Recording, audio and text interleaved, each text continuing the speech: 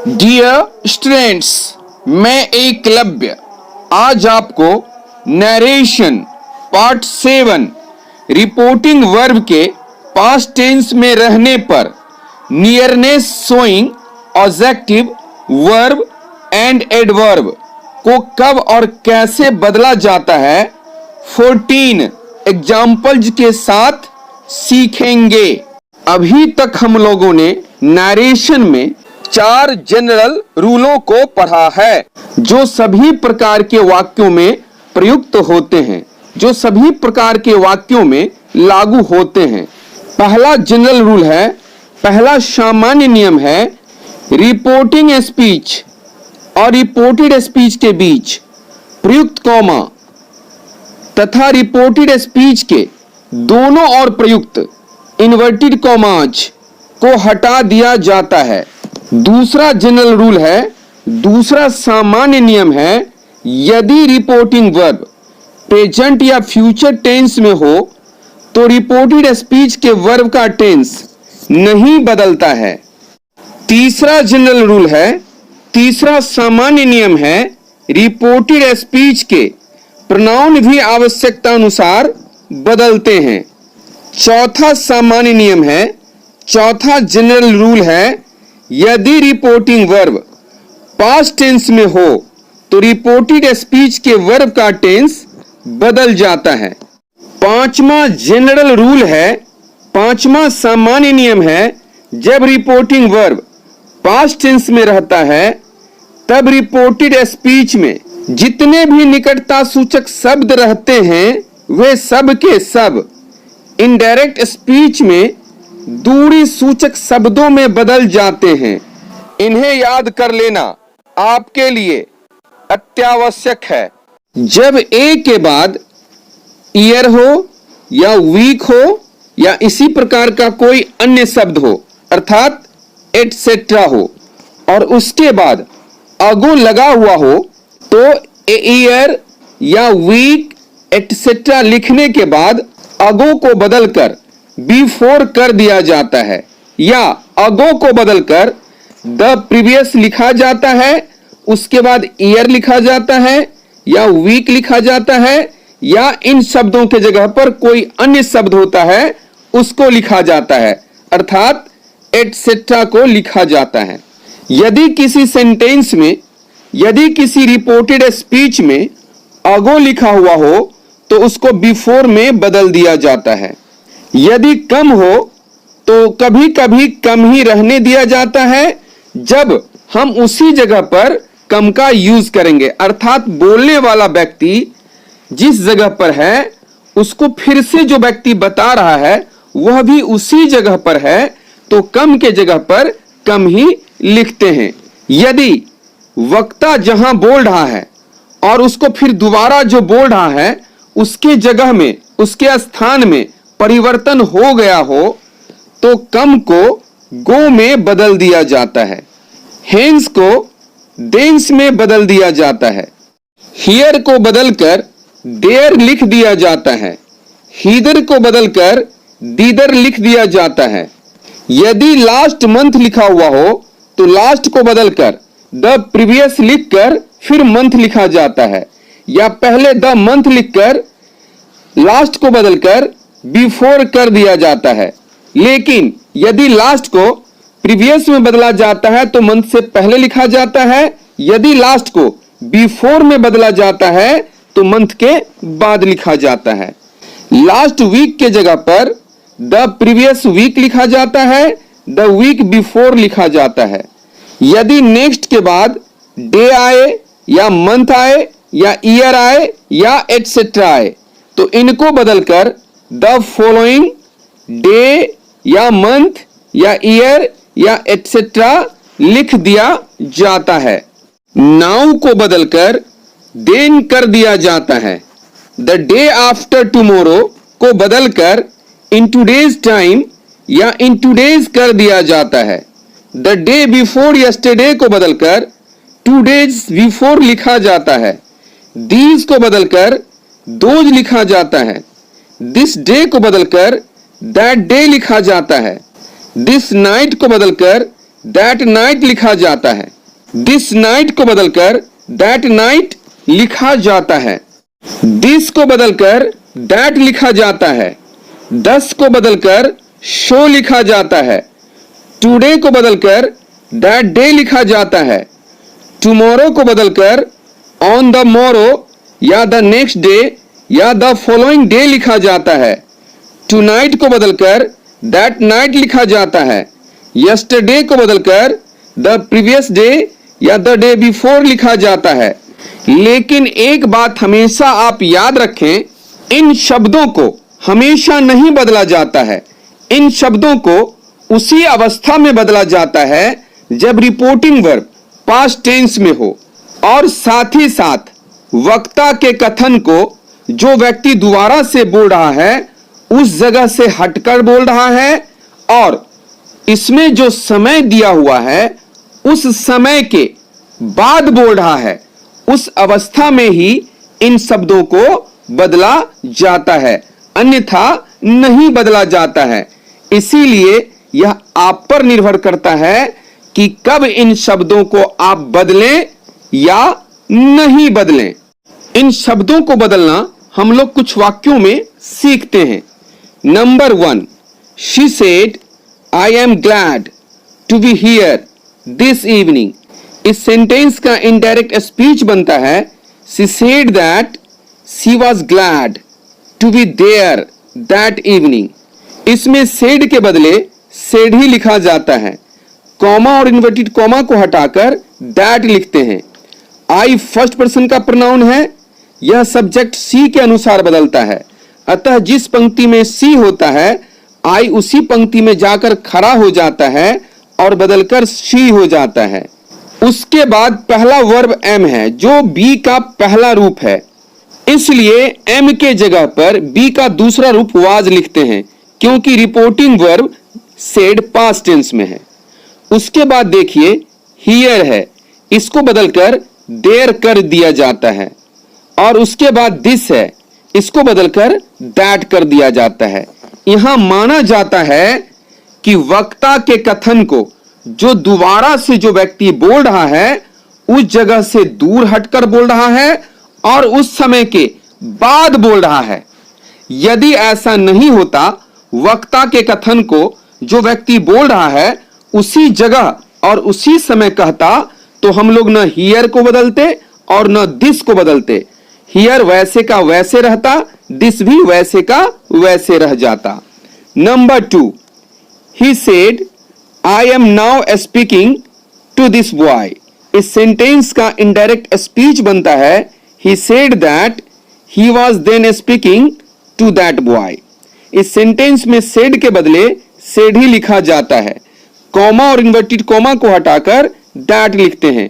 आई first person का pronoun है, यह सब्जेक्ट ही के अनुसार बदलता है, अतः जिस पंक्ति में ही होता है उसी पंक्ति में जाकर आई खड़ा हो जाता है और ही में बदल जाता है। उसके बाद एम बी का पहला रूप है, इसीलिए एम के जगह पर बी का दूसरा रूप वाज लिखते हैं। उसके बाद नाउ को बदलकर देन लिखा जाता है।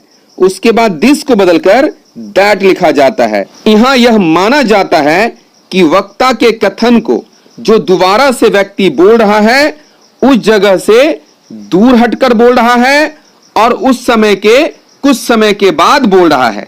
यदि ऐसा नहीं होता, यदि वक्ता के कथन को जो व्यक्ति बोल रहा है उसी जगह पर बोलता और उसी समय में बोलता, तो हम न नाउ को बदलते और न दिस को बदलते।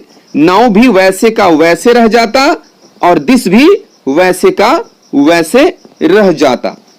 Number 3, he said I will do it tomorrow.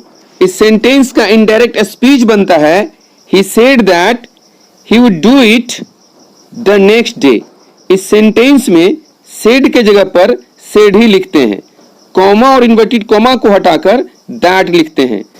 I first person का प्रोनाउन है, इसीलिए इसको सब्जेक्ट ही के अनुसार बदलते हैं, अतः आई से बदलकर ही हो जाता है। विल बदलकर इसका दूसरा रूप वुड हो जाता है। उसके बाद टुमारो को बदलकर द नेक्स्ट डे लिख दिया जाता है। यदि वक्ता के कथन को जो व्यक्ति बोल रहा है उसी दिन बोलता तो टुमारो को हम लोग नहीं बदलते। Number 4, she said I am starting the day after tomorrow. इस सेंटेंस का इनडायरेक्ट स्पीच बनता है she said that she was starting in today's time. यहां देखिए सेड के बदले सेड ही लिखते हैं, कॉमा और इन्वर्टेड कॉमा को हटाकर दैट लिखते हैं। आई को शी के अनुसार बदला जाता है, अतः आई से बदलकर शी हो जाता है। एम बी का पहला रूप है, अतः एम को बदलकर बी का दूसरा रूप वाज लिख दिया जाता है। उसके बाद द डे आफ्टर टुमारो को बदलकर इन टुडेज टाइम लिख दिया जाता है। यदि वक्ता के कथन को जो व्यक्ति बोल रहा है उसी दिन बोलता तो द डे आफ्टर टुमारो को नहीं बदला जाता। अतः यह आप पर निर्भर करता है कि आप इसको बदलें या न बदलें। Number 5, he said it is not so foggy today as it was yesterday। इस सेंटेंस का इनडायरेक्ट स्पीच बनता है he said that it was not so foggy that day as it had been the day before। यहां said के जगह पर said ही लिखते हैं, कॉमा और इन्वर्टेड कॉमा को हटाकर दैट लिखते हैं। उसके बाद पहला क्लाउज का पहला वर्ब इज है जो बी का 5वां रूप है, इसीलिए इज के जगह पर बी का दूसरा रूप वाज लिखते हैं। उसके बाद टुडे को बदलकर दैट डे लिखते हैं। उसके बाद जो दूसरा क्लाउज है, दूसरा उपवाक्य है, उसका पहला वर्ब वाज है जो बी का दूसरा रूप है, इसलिए वाज के जगह पर बी का तीसरा रूप बीन लिखते हैं और उससे पहले हैड लिखते हैं। उसके बाद यस्टरडे है जिसको बदलकर द डे बिफोर लिखते हैं। Number 6, I saw him the day before yesterday she said.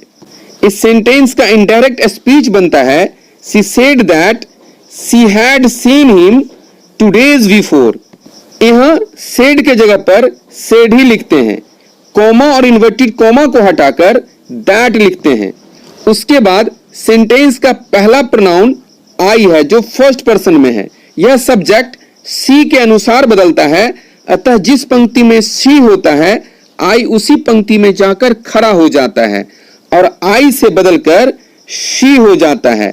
उसके बाद वर्ब शॉ है जो सी का दूसरा रूप है, इसीलिए यहां सॉ के जगह पर सी का तीसरा रूप शीन लिखते हैं और उससे पहले हैड लिखते हैं।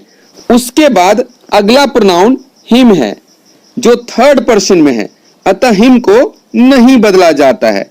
उसके बाद द डे बिफोर यस्टरडे के जगह पर 2 days बिफोर लिखते हैं। Number 7, the girl said to me I shall meet you next month. इस सेंटेंस का इनडायरेक्ट स्पीच बनता है the girl told me that she would meet me the following month. यहां सेड टू के जगह पर टोल्ड लिखते हैं, कॉमा और इन्वर्टेड कॉमा को हटाकर दैट लिखते हैं। आई को सब्जेक्ट द गर्ल के अनुसार बदलते हैं, अतः जिस पंक्ति में शी होता है उसी पंक्ति में आई जाकर खड़ा हो जाता है और आई से बदलकर शी हो जाता है। उसके बाद शैल के जगह पर शैल का दूसरा रूप शुड लिखते हैं, लेकिन शी के साथ शुड नहीं होता है, इसीलिए शैल की जगह पर हम वुड लिखते हैं।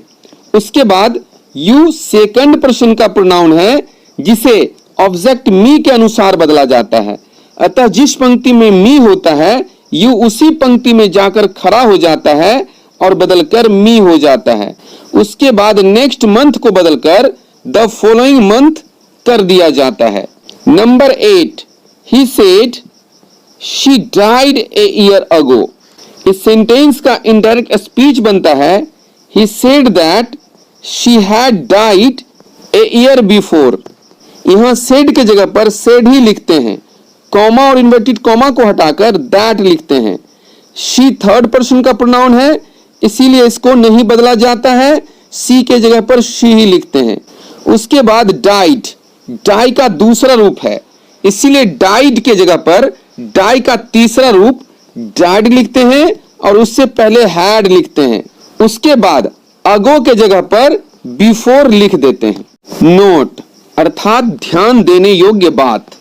ए, दिस या दैट को बदलकर द लिखा जाता है। दीज या दोज को बदलकर द लिखा जाता है।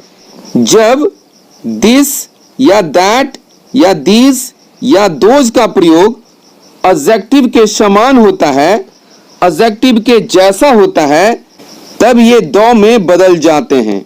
Number 9, she said I have bought this doll for my baby. इस सेंटेंस का इनडायरेक्ट स्पीच बनता है she said that she had bought the doll for her baby. यहां देखिए सेड के जगह पर सेड ही है, कॉमा और इन्वर्टेड कॉमा को हटाकर दैट लिखते हैं। उसके बाद आई फर्स्ट पर्सन का प्रोनाउन है, इसीलिए आई को सब्जेक्ट शी के अनुसार बदलते हैं। अतः जिस पंक्ति में शी होता है आई उसी पंक्ति में जाकर खड़ा हो जाता है और बदलकर शी हो जाता है। उसके बाद हैव, हैव का पहला रूप है, इसीलिए हैव के जगह पर हैव का दूसरा रूप हैड लिखते हैं। उसके बाद दिस है, दिस को द में बदला जाता है क्योंकि यहां दिस जगह को नहीं बतला रहा है, यह एडजेक्टिव है, यह डॉल की विशेषता बता रहा है, इसलिए दिस के जगह पर हम द लिखते हैं।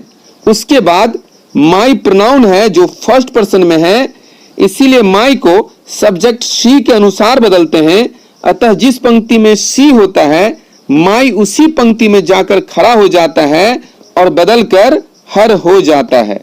Number 10, he told her I have bought that ring for you. इस सेंटेंस का इनडायरेक्ट स्पीच बनता है he told her that he had bought the ring for her.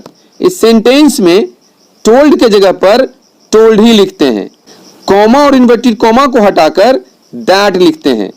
I first person का प्रोनाउन है, अतः ही के अनुसार बदलता है, इसीलिए जिस पंक्ति में ही होता है आई उसी पंक्ति में जाकर खड़ा हो जाता है और बदलकर ही हो जाता है। उसके बाद हैव वर्ब है जो सेंटेंस का पहला वर्ब है, इसीलिए हैव को हटाकर हैव का दूसरा रूप हैड लिखते हैं। उसके बाद दैट है जो रिंग की विशेषता बतलाता है, इसीलिए दैट को हटाकर द लिखते हैं। उसके बाद अगला प्रोनाउन यू है जो सेकंड पर्सन में है, इसीलिए इसको ऑब्जेक्ट हर के अनुसार बदलते हैं। अतः जिस पंक्ति में हर होता है यू उसी पंक्ति में जाकर खड़ा हो जाता है और बदलकर हर हो जाता है। यहां देखें दैट रिंग हमने नहीं लिखा है, दैट के जगह पर द लिख दिया है। Number 11, she told me I have bought these apples for you. इस सेंटेंस का इनडायरेक्ट स्पीच बनता है she told me that she had bought the apples for me. यहां टोल्ड के जगह पर टोल्ड ही है, कॉमा और इन्वर्टेड कॉमा को हटाकर दैट लिखते हैं।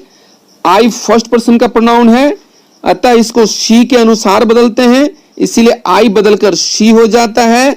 और हैव पहला फॉर्म में है, इसको बदलकर हैव का दूसरा फॉर्म हैड लिखते हैं। उसके बाद देखिए दीज को हमको बदलकर दोज कर देना चाहिए, लेकिन यहां दीज एडजेक्टिव है जो एप्पल्स की विशेषता बता रहा है, इसलिए दीज के जगह पर हम द लिखते हैं। उसके बाद अगला प्रोनाउन यू है जो सेकंड पर्सन में है, इसको ऑब्जेक्ट मी के अनुसार बदलते हैं। अतः जिस पंक्ति में मी होता है यू उसी पंक्ति में जाकर खड़ा हो जाता है और यू से बदलकर मी हो जाता है। यहां हम दीज को बदलकर दोज नहीं करते हैं। नोट अर्थात ध्यान देने योग्य बात। बी, दिस को बदलकर दैट कर दिया जाता है। इस बात को हम लोग पहले ही सीख चुके हैं कि जब वक्ता के कथन को जो व्यक्ति दोबारा से कह रहा है, दोबारा से बोल रहा है, दोबारा से बता रहा है, वक्ता के जगह से दूर हटकर बोल रहा है, तो हम लोग दिस को दैट में बदलते हैं, अन्यथा नहीं बदलते हैं। उसी बात को हम दोबारा से पढ़ लेते हैं। जब दिस के साथ समय सूचक शब्द आता है और उस समय के बाद उस बात की चर्चा की जाती है, तब दिस को दैट में बदल दिया जाता है। Number 12, I told him I will go home this week. इस सेंटेंस का इनडायरेक्ट स्पीच बनता है I told him that I would go home that week. यहां देखिए कॉमा और इन्वर्टेड कॉमा को हटाकर दैट लिखा जाता है। आई फर्स्ट पर्सन का प्रोनाउन है, यह सब्जेक्ट आई के अनुसार बदलता है, अतः आई का आई ही रह जाता है। उसके बाद विल का दूसरा रूप वुड लिखते हैं, उसके बाद दिस है, उसके बाद समय सूचक शब्द वीक है। यहां जो व्यक्ति वक्ता के कथन को दोबारा से बोल रहा है, अब इस वीक में नहीं बोल रहा है, अगले वीक में बोल रहा है, इसीलिए दिस को बदलकर हम दैट लिख देते हैं। कुछ बातों को हम लोग दोबारा से देख लें। नोट अर्थात ध्यान देने योग्य बात, शी चूंकि घटना पास्ट टाइम से संबंधित रहती है, इसलिए निकटता सूचक शब्दों को दूरी सूचक शब्दों में बदलना पड़ता है। यदि रिपोर्टेड स्पीच में प्रयुक्त वस्तु जगह समय परिस्थिति वक्ता के साथ अर्थात बोलने वाले के साथ अभी भी मौजूद हो, अर्थात वक्ता के कथन को जो दोबारा से व्यक्ति बोल रहा है वक्ता के जगह पर ही बोल रहा है, या वह वस्तु भी उस व्यक्ति के सामने अभी भी वर्तमान है, अभी भी स्थित है, तो उस हालत में निकटता सूचक शब्दों को दूरी सूचक शब्दों में नहीं बदला जाएगा। इसलिए this, these, here, today, this morning, this evening, tonight को कभी कभी नहीं बदला जाता है। इस बात का आप हमेशा ध्यान रखें। यदि कोई व्यक्ति किसी बात को उसी समय या उसी स्थान पर बताए तो दूरी, समय और जगह सूचित करने वाले शब्द नहीं बदलते। ऐसे शब्दों को बदलते समय अपना बुद्धि लगाना पड़ता है, अतः ऐसे शब्दों को बदलते समय सावधानी बरतने की आवश्यकता होती है, क्योंकि कभी उनको बदलने की आवश्यकता होती है और कभी नहीं भी। 13 this morning he said I shall go there today. इस सेंटेंस का इनडायरेक्ट स्पीच बनता है this morning he said that he would go there today. इस सेंटेंस में कॉमा और इन्वर्टेड कॉमा को हटाकर दैट लिखा जाता है। आई फर्स्ट पर्सन का प्रोनाउन है, इसको ही के अनुसार बदला जाता है, अतः आई बदलकर ही हो जाता है। शैल को दूसरे रूप शुड में बदल दिया जाता है, लेकिन ही के साथ शुड नहीं लगता है, उड लगता है। उसके बाद टुडे को नहीं बदला जाता है, टुडे ही रहने दिया गया है, क्योंकि यहां माना जाता है कि वक्ता ने इसी मॉर्निंग को कहा, इसी सुबह को कहा, और वक्ता के कथन को दोबारा से जो व्यक्ति बोल रहा है वह भी आज ही बोल रहा है, इसीलिए टुडे को यहां नहीं बदला जाता है। Number 14 this morning Kailash said to me I shall give you money today. इस सेंटेंस का इनडायरेक्ट स्पीच बनता है this morning Kailash told me that he would give me money today. इस सेंटेंस में सेड टू को बदलकर टोल्ड लिखते हैं, कॉमा और इन्वर्टेड कॉमा को हटाकर दैट लिखते हैं। उसके बाद आई फर्स्ट पर्सन का प्रोनाउन है जो सब्जेक्ट कैलाश के अनुसार बदलता है, अतः जिस पंक्ति में ही होता है आई उसी पंक्ति में जाकर खड़ा हो जाता है और ही में बदल जाता है। उसके बाद शैल का दूसरा रूप शुड लिखते हैं, लेकिन ही के साथ हम शुड नहीं लिखते हैं, ही के साथ उड लिखते हैं। उसके बाद प्रोनाउन यू है जो सेकंड पर्सन में है, इसको ऑब्जेक्ट मी के अनुसार बदलते हैं, अतः जिस पंक्ति में मी होता है उसी पंक्ति में यू जाकर खड़ा हो जाता है और बदलकर मी हो जाता है। उसके बाद टुडे के जगह पर टुडे ही रहने देते हैं, टुडे को बदलते नहीं हैं, क्योंकि यहां ऐसा माना जाता है कि वक्ता के कथन को जो व्यक्ति दोबारा से कह रहा है वह आज ही के दिन इस बात को बोल रहा है। डियर स्टूडेंट्स, अब मेरी अगली भेंट आपसे अगले वीडियो में होगी, तब तक के लिए बाय बाय।